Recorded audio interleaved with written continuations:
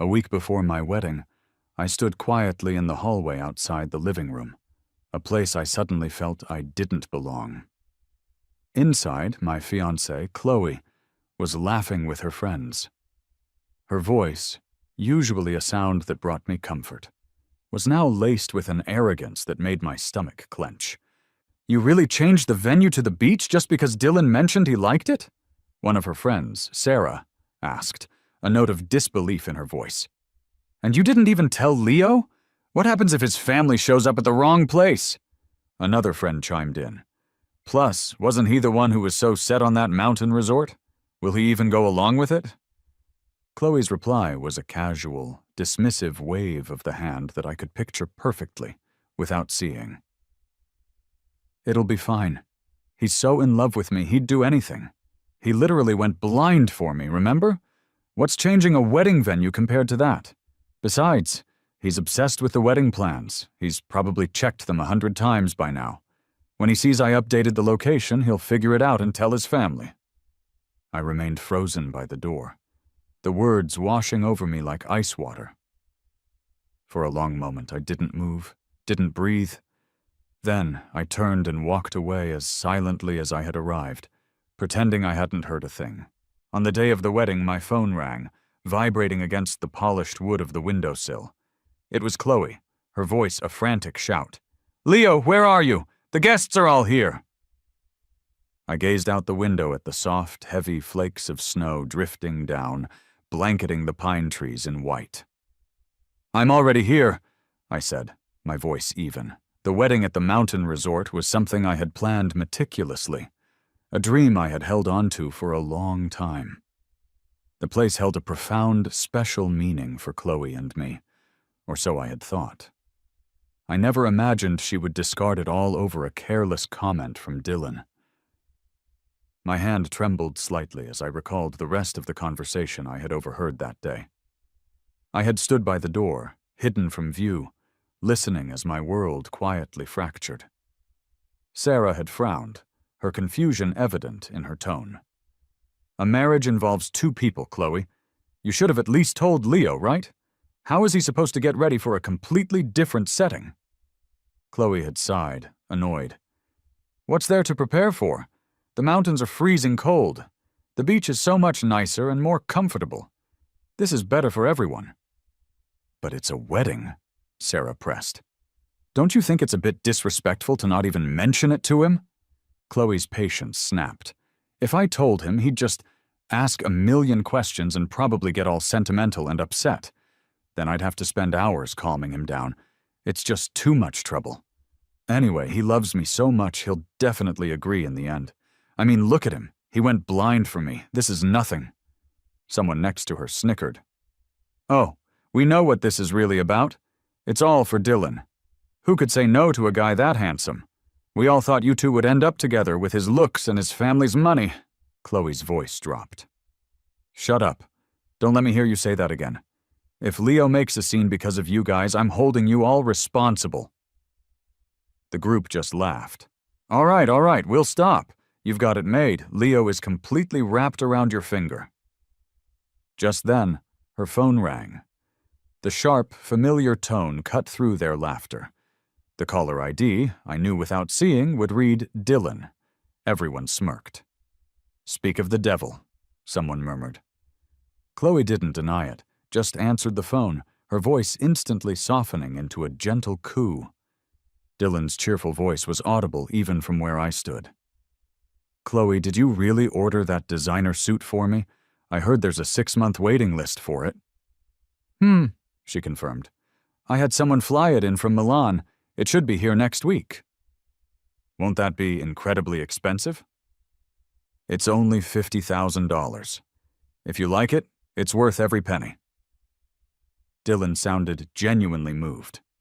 "You're too good to me. I'll definitely wear it for you on your wedding day." Chloe smiled, her voice warm. "Okay, I'll be waiting." After she hung up, her friend started hooting and hollering. "He's going to upstage the groom. Chloe, are you marrying Leo or Dylan?" She just laughed it off. "Leo and I are like an old married couple already. It doesn't matter what he wears. Dylan is different. He needs this suit more. I stood by the door, a bitter smile twisting my lips. My own wedding suit had been purchased at a local department store. The day we went to pick it out, my vision still hadn't fully recovered, so I had to rely on her to be my eyes. After I tried on the third option, she had impatiently brushed me off. They all look fine. Let's just get this one. It's not like you can see the small details anyway. She was in a rush to pay. The receipt, when I later managed to read it, showed the total was $200.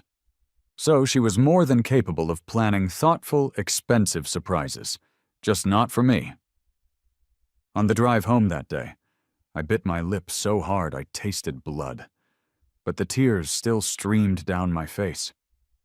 For 5 years, I had been naive enough to believe she understood the depths of my love, the sacrifices I had made.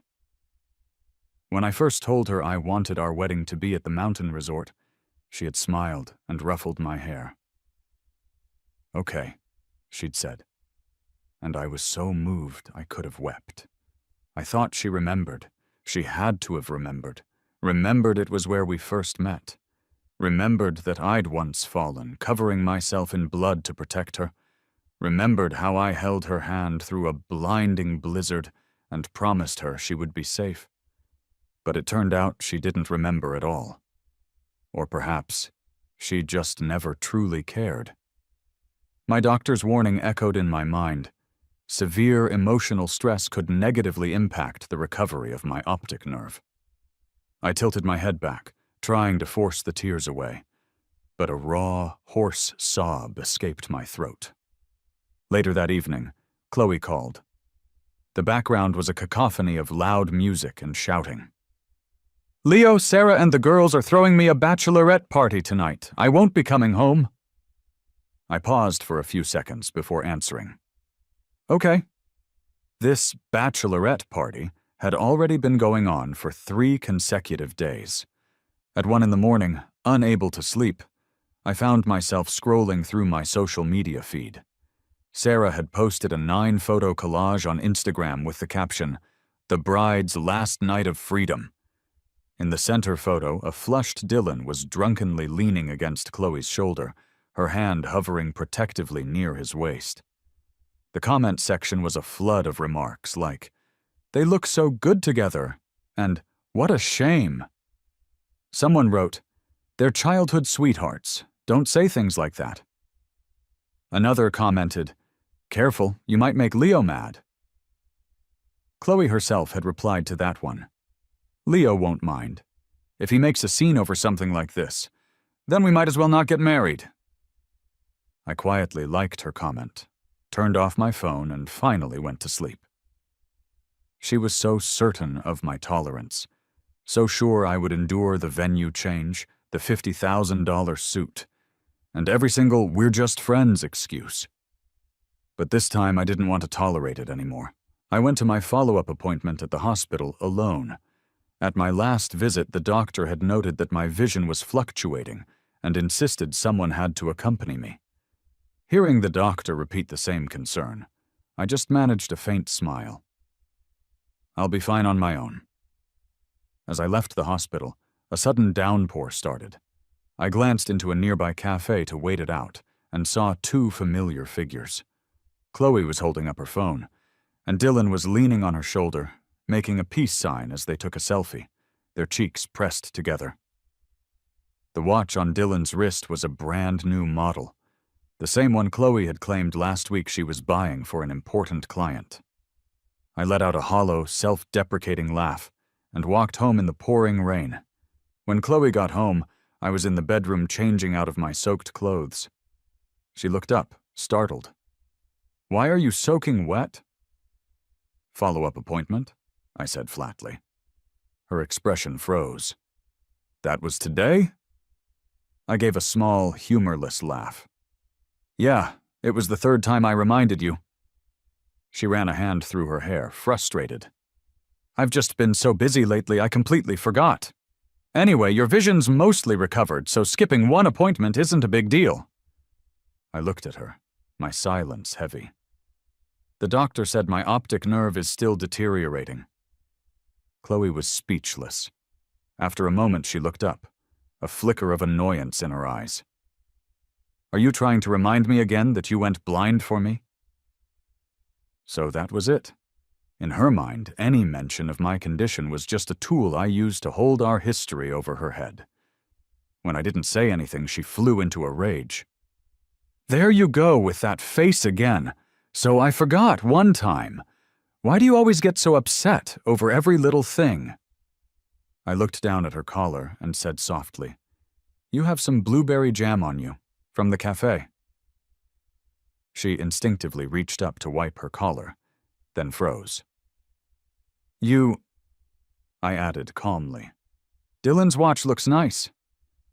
Chloe's face flushed with anger, and she pointed a trembling finger at me. Were you following me? Seriously?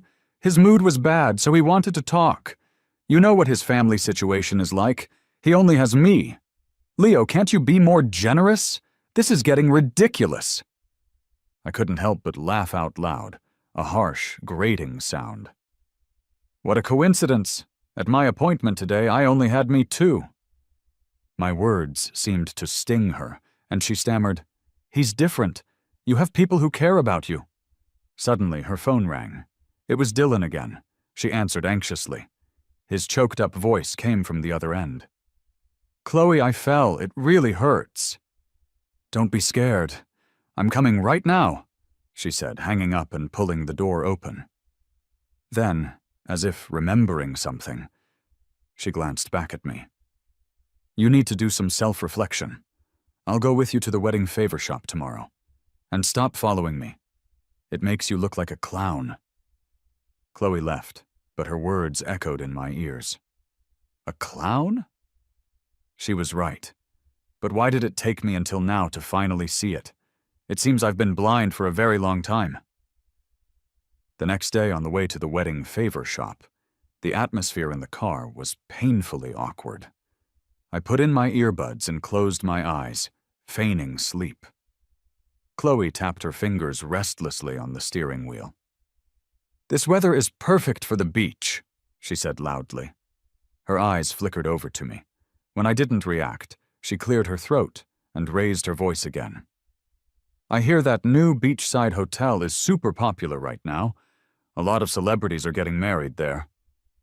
I still didn't open my eyes, just grunted softly in acknowledgement. Chloe frowned, her tone becoming impatient. Leo, are you even listening to me?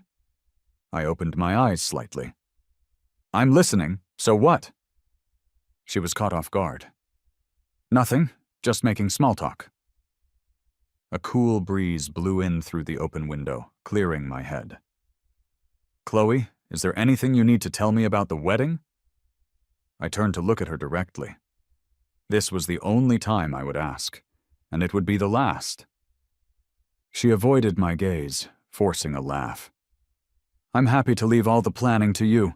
I trust you. I lowered my eyes, my expression unreadable. She was still acting. Even now, if she would just be honest, maybe I could still... No. It was far too late. I clenched my fists. So this was what her trust was for, to be taken advantage of, to be trampled on. Chloe gave a dry laugh, her eyes darting around, a growing unease in her heart. He must know, she probably thought. He's just sulking. I'll just have to sweet-talk him at the last minute. Inside the shop, I saw the mock-up for the custom pastries I had ordered weeks ago.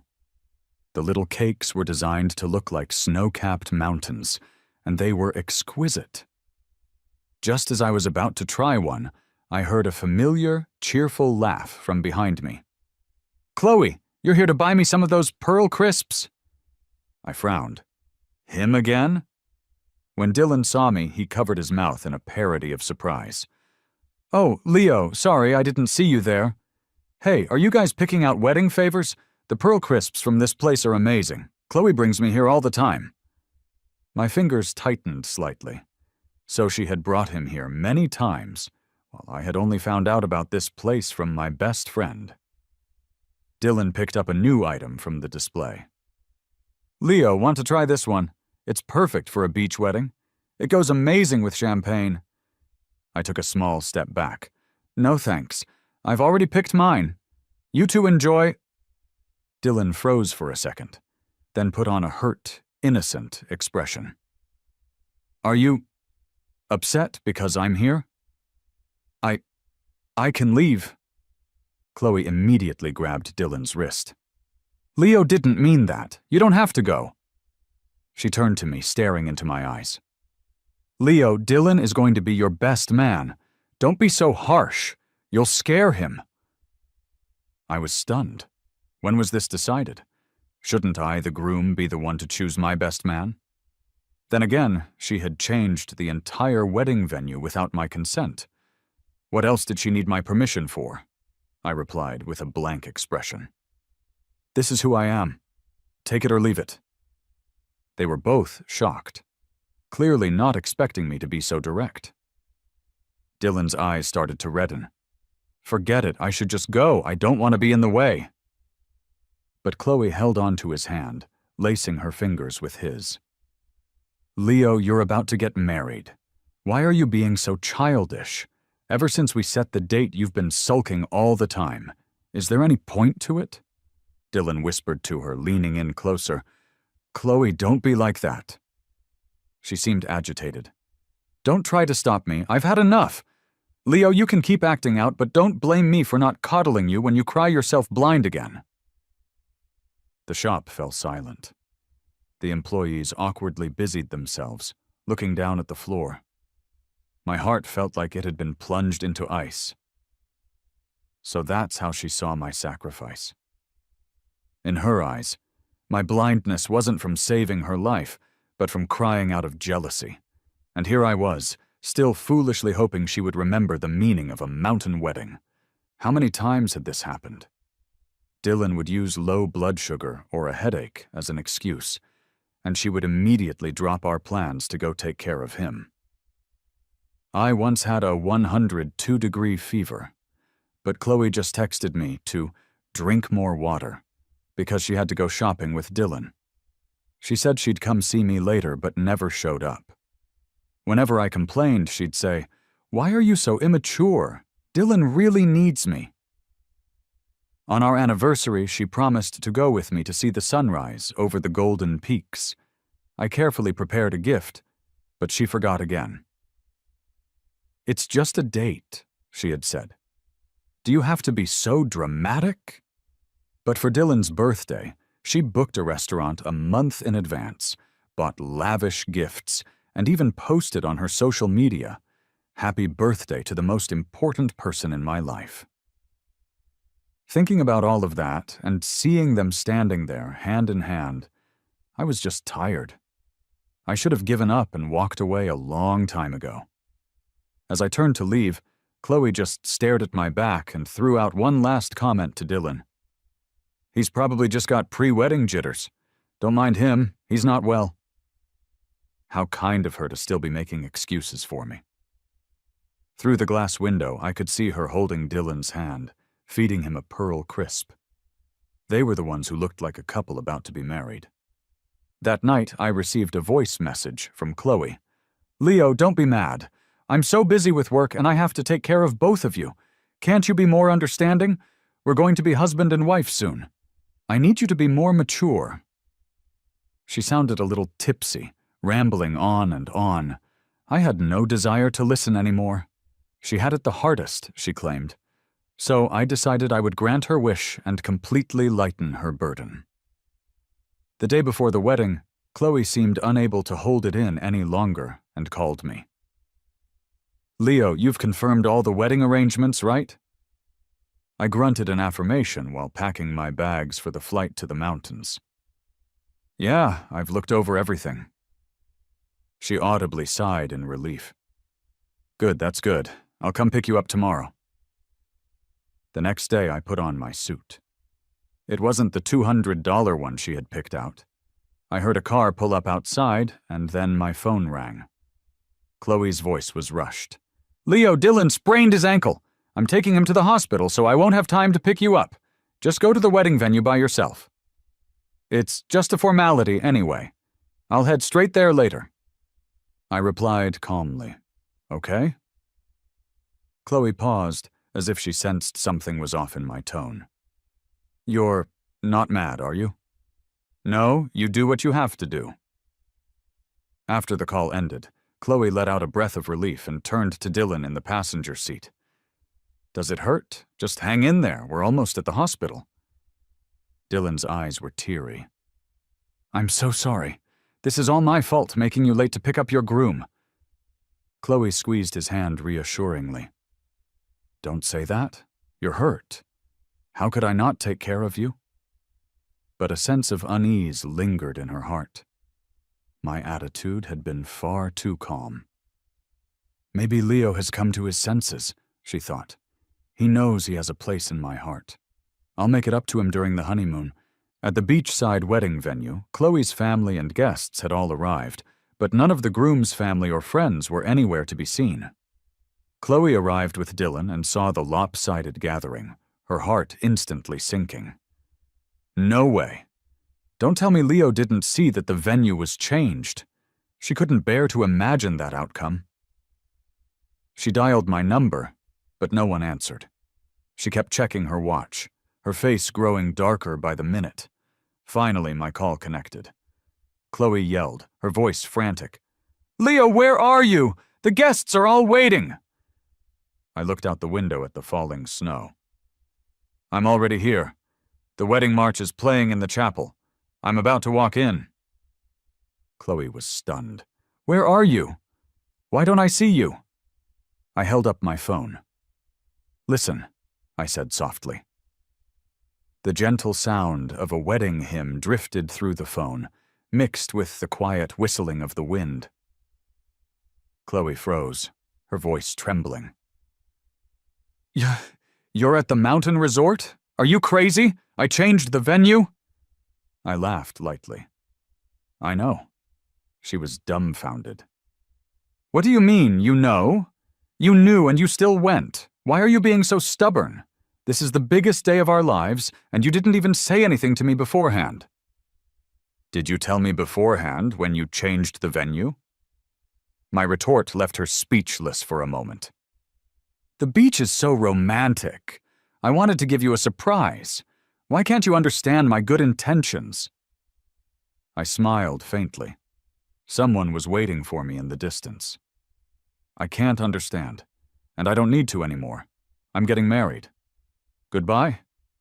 I hung up and handed my phone to my best man to hold. Chloe kept calling, but the line would never connect again. A suffocating pain tightened in her chest, and tears welled up in her eyes. He was getting married? Who was he marrying? Chloe finally understood. This time I was truly angry. Her parents walked over, looking at her with confusion. What's going on? Where's Leo? Didn't you go pick him up? Tears rolled down Chloe's cheeks. She didn't know how to explain. Sarah, who was a bridesmaid, suddenly realized what had happened. I told you not to take it too far, but you wouldn't listen. This is a wedding, something so important, and you changed the venue without telling him. You can't blame him for not showing up now. I think I saw Leo at a dress shop with some other woman a while back. I thought I was seeing things. Turns out he eloped with someone else. Chloe's parents finally understood. They grabbed her arm angrily. You fool, hurry up and go get your husband back. Chloe, her eyes red, grabbed Dylan's hand. Dylan, come with me to the mountain. Now Dylan pulled his hand back, looking aggrieved. But my foot still hurts. And what are you going to do? He's already... Chloe screamed hysterically. He's my groom! I won't let him marry someone else. You have to be there and explain to him that there's nothing between us. Standing in front of me at the altar was my ophthalmologist, Dr. Maya Reed. She was also a senior from my program in college. She was 2 years ahead of me and had been the top student in her class. After she went abroad for further studies, we had lost touch. Last year, after I went blind saving Chloe, I was sent to the hospital. To my surprise, my attending physician was her. Leo, do you remember me? My vision was blurry at the time, and I couldn't recognize her by voice alone. Doctor, do we know each other? Maya chuckled softly. It's okay. We can get to know each other again now. During one of my follow-up visits, I had casually mentioned, the AC in this hospital is freezing. The next time I came in, Maya handed me a soft cashmere blanket. You were always sensitive to the cold back in college. You haven't changed. I was suddenly stunned. How do you remember that? Maya just smiled without answering. Memories of college started to surface, and I gradually began to remember Maya. I recalled that she was a kind senior, always polite and thoughtful, who would remember the little preferences of the people around her. When Maya heard my assessment of her, she smiled slightly. That was for you, not for everyone. My face instantly flushed. I had no idea someone had been quietly watching over me all that time. I remember one time after a fight with Chloe, I had cried my eyes out, leading to a severe eye infection. The world went dark around me, and I had a complete breakdown, unable to accept the outcome. I'll never see the sunrise over the mountains again, I had sobbed. Maya gently changed my bandages. Yes, you will, she said softly. Besides, the first time you saw the sunrise wasn't with Chloe. It was during your sophomore year. You snuck up the mountain alone and almost got lost. I was shocked. How did you know that? The tips of Maya's ears turned slightly red. Because I was there that day. It turned out she had been worried I would get lost, so she had followed me the whole way, not wanting to disturb me, just silently making sure I got down the mountain safely. It felt so good to be cherished, to be protected. I understood Maya's feelings for me, but the timing of our reunion was all wrong. I was getting married. When I gave her the wedding invitation, she looked a little disappointed, but she still graciously congratulated me. If you ever get tired, she said, remember to look back. I'll always be here. That day, standing outside the living room and hearing what Chloe and her friends said, I immediately turned around and called Maya. The wedding venue is already booked, I said, my voice shaking. You want to try getting married on the fly? Maya sounded surprised. She could hear the impulsiveness in my voice. After a few seconds of silence, I sighed to myself. If you don't want to, that's fine. I was about to hang up when I heard her bright laughter from the other end. I've liked you for 8 years, Leo. How is that on the fly? Wait for me. I'm on my way. Maya helped me recreate the ideal wedding I had described in college. A starry sky, snow-capped mountains, and the person I love most.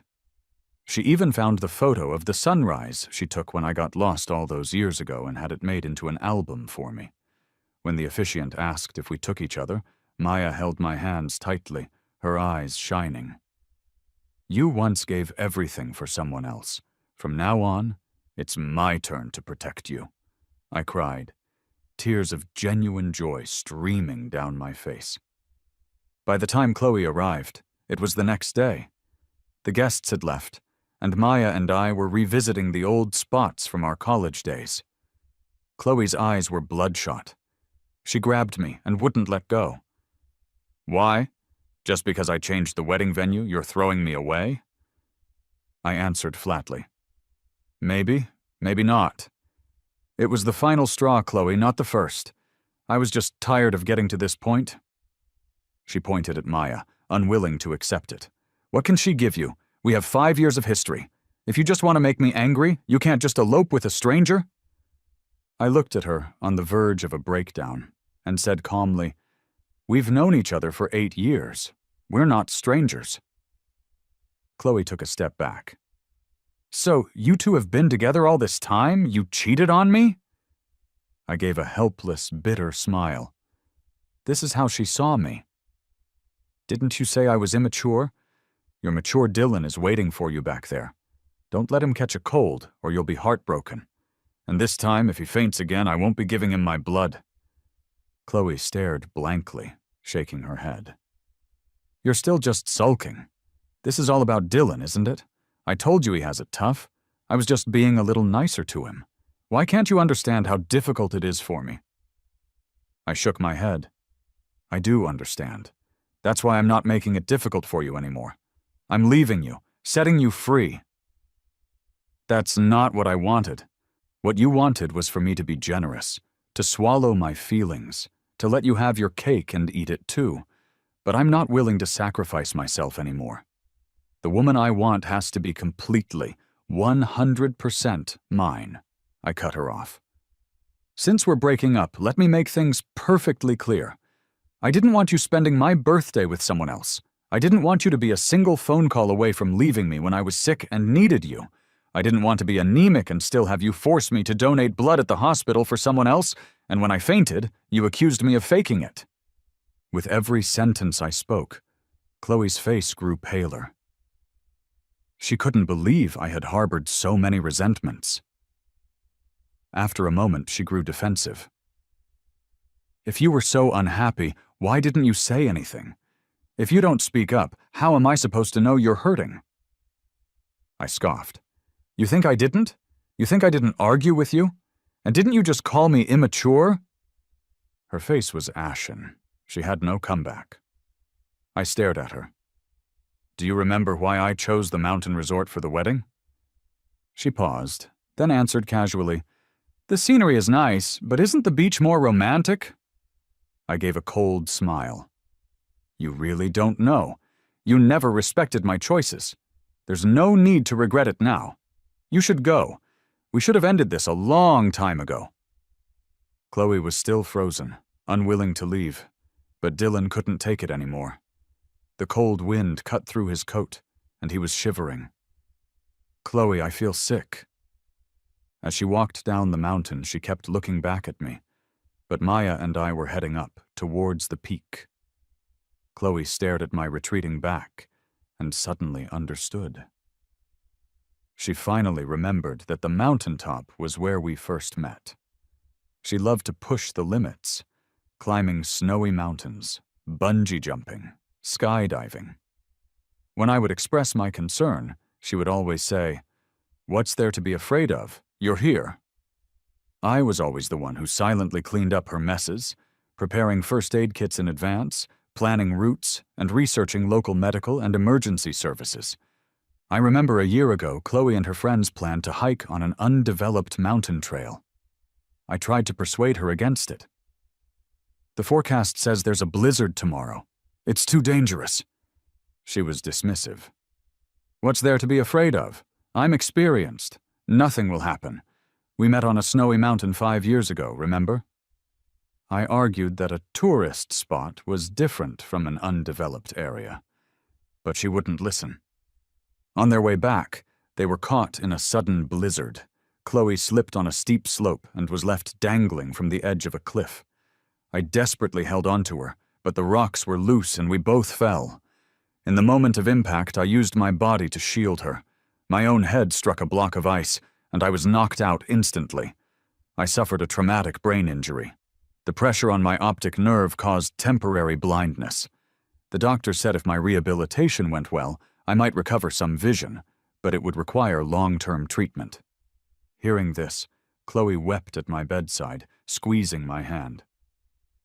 "From now on, I'll be your eyes. I'll take care of you for the rest of your life. When you get better, we'll get married. I will never let you down." In the beginning, she was indeed attentive, accompanying me to treatments every day and helping me read documents. "It's okay if you can't see," she'd say. "I'm here." Later, as my vision gradually improved but still required regular checkups, she started to get impatient. "You can see now, can't you? Do I really have to go with you every time? Dylan needs me. He's going through a lot, and I can't just leave him." Eventually, she even forgot the dates of my appointments. "You never used to be so needy. I already promised to marry you. What more do you want?" Chloe remembered it all now. My insistence on the mountain wedding wasn't just because it was where we first met. It was where I had risked my life for her, a symbol of our shared struggle and commitment. On the way back, she turned on the car radio. When she heard the sound of snow falling, she suddenly remembered it was my favorite song. In the corner of the passenger seat was a sticky note I had written before. "Turns out I was the only one who remembered," it read. Chloe rested her head on the steering wheel and sobbed. "I'm sorry, Leo. I was wrong." After spending 3 days at the mountain resort, Maya and I returned. We decided to take advantage of the time off to go to City Hall and get our marriage license. At the entrance, I was shocked to see Chloe. She rushed over from the side and grabbed my arm. "Leo, you can't go in!" Maya immediately stepped in front of me. "Let go of him." Chloe stared at me intently. "Just 5 minutes. Please, just listen to me for 5 minutes." I calmly pulled my hand away. Her palm was suddenly empty, and she stumbled. Then, Chloe's knees hit the ground, and she knelt heavily on the steps of City Hall. "I know I was wrong. The wedding, your appointments, Dylan, everything was my fault." She fumbled in her pocket and pulled out a velvet box. Inside was the ring from our engagement. "You said that if I ever came back, you would always be there." I looked down at the ring and gave a bitter smile. "Chloe, do you remember what you said on the day I proposed?" She looked blank. "I said, I would be good to you for the rest of my life." I looked into her eyes. "But did you? What makes you think I have to give you chance after chance? What makes you think I can't live without you?" Her eyes reddened and tears began to fall. "I was wrong. I was too confident. No, I was just an asshole." I looked at her with cold indifference. "Chloe, some mistakes can't be fixed just by kneeling." I took Maya's hand, and as we turned to leave, Chloe's mother came and blocked my way. "Leo, I know Chloe's been a fool, but you two have been through so much. She really does have you in her heart." I met her gaze. "Ma'am, do you believe that if Dylan called her right this second, she would get up and leave immediately?" Her mother froze and looked at Chloe. Chloe looked panicked. She opened her mouth but didn't know what to say. I shook my head gently. "Ma'am, you've lived a long life. You know that's not what love is." Her mother guiltily let go of my arm and looked down, ashamed. Maya and I got our license without any more trouble, but Chloe was still kneeling on the steps of City Hall. "Leo." I didn't want to watch her self-pitying act anymore and got into the car with Maya. The next day, Chloe posted on her social media feed, "One last trip to the mountain as a farewell." Sarah tried to talk her out of it. "Are you going to the undeveloped area? They just issued a blizzard warning and you're still going? Are you crazy? You almost died there last time." Chloe gave a bitter laugh. "I have to take a gamble. If he still cares, he'll come." Sarah was stunned, not knowing what else to say. After all, Chloe had brought this on herself. As the blizzard rolled in, Chloe appeared at the mountain entrance. She waited, but she didn't see me. Sarah pleaded with her. "Go back. He's not coming. Don't throw your life away for this. It's not worth it." Chloe wouldn't give up. She contacted me again. "Leo, are you really not going to care about me anymore?" Hearing her choked, pitiful voice, I responded flatly, "Chloe, you're an adult. You're responsible for your own life. But you used to. I used to love you. Now I don't." She was at a loss for words, her hand shaking uncontrollably. I hung up the phone, done with the drama. Half an hour later, I received a video from her. She had gone into the mountains. The wind howled, and snow filled the air. Her lips were purple from the cold, her voice trembling. "Leo, look! We took a picture right here last year." In the video, she staggered through deep snow, the camera shaking violently. A second video came through. "Remember? This is the rock where you grabbed me when I almost slipped. A sudden gust of wind nearly knocked her over, but she stubbornly stood her ground and continued recording. I know you hate me, but can you just text me back one thing? I watched it silently and put my phone aside. What difference would it make if I replied or not? Was there any chance of us going back to the way things were? She called me childish, but she was the childish one. The blizzard intensified, with visibility under 15 feet. The trail warning signs were already buried in snow. Chloe smiled weakly at the camera. Leo, look, I made it to the highest point we reached last time.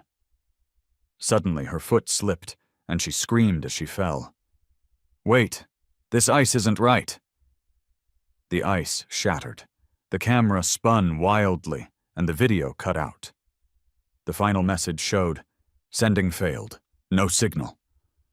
My heart leapt into my throat, but then it settled just as quickly. Maya's large, warm hand rested on my shoulder, her gaze gentle.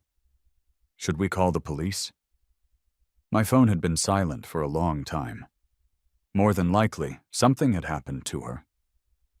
I thought for a moment. No. Maya raised an eyebrow, surprised.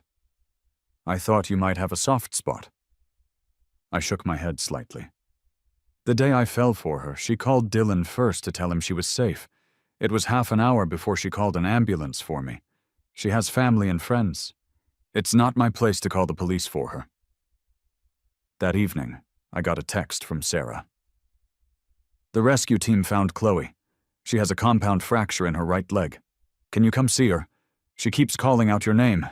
No matter what, she got hurt because of you. Despite Sarah's pleas, I refused. When I was calling out her name, none of you seemed to hear anything. Let's just leave it. Dragging this out won't do anyone any good. She was stunned for a moment, then awkwardly hung up. At the hospital, Dylan showed up with a fruit basket, but hesitated at the door, his eyes darting around. Chloe was weak but felt a glimmer of comfort. Dylan, you came. He fidgeted with the hem of his shirt, his voice small. Chloe, I don't really know how to take care of people. She forced a smile. It's okay, you don't have to take care of me, just talking is fine. Dylan was fiddling with his phone. But my girlfriend might get upset. Chloe froze. Girlfriend? Since when? He blinked innocently, a sweet look in his eyes. We've been together for a week. She doesn't like me getting too close to other girls. Chloe's heart sank. She couldn't figure out if what she felt for Dylan was love or just friendship. She always wanted to take care of him. His weakness made her feel needed. But Leo? He could handle so many things on his own. It seemed he didn't need her that much. No, that's not right. When he was blind, he needed me too. It's just, I think I got used to him being independent. A shiver went through Chloe as she suddenly remembered. Dylan sighed beside her. Chloe, the doctor said your leg is done for. You might be disabled for life. I need someone who can take care of me, not someone like you. He stood up, ready to leave. Besides, we've always just been good friends, right? Images flashed through Chloe's mind, changing the wedding venue for him, ordering him the expensive suit, neglecting me for him. A wave of nausea washed over her. So that was it. While Leo was risking his life for me, I was giving my all for someone else. Everyone else knows their partner is the most important person. Only I threw away a diamond for a piece of glass. She looked at her ruined leg and let out a bitter smile. Payback. This was payback. Dylan picked up his bag and opened the door. Chloe, get well soon. We should probably see less of each other from now on. She sneered. Get out! His eyes reddened as if he were the one being wronged. Don't be like that. This is really hard for me. Chloe grabbed a glass of water from her bedside table and threw it at the door. I said, get out! The glass shattered. Dylan ran off, terrified, without a second glance. Tears streamed down Chloe's face as she slammed her fist against her useless leg. 2 months later, Maya was with me for a prenatal checkup. In the hospital corridor, I caught a glimpse of Chloe in a wheelchair. She had her caregiver quickly push her away, not wanting to face me. Just as well. We were strangers now. When we got the test results, Maya wrapped her arms around me and smiled, her face full of happiness. Maya and I were about to welcome a new member to our family. Chloe hid in a corner, her face a mask of envy and regret. She understood now that the man whose world once revolved completely around her would never cry for her, laugh for her, or risk his life for her again. His future, and everything in it, now belonged to someone else.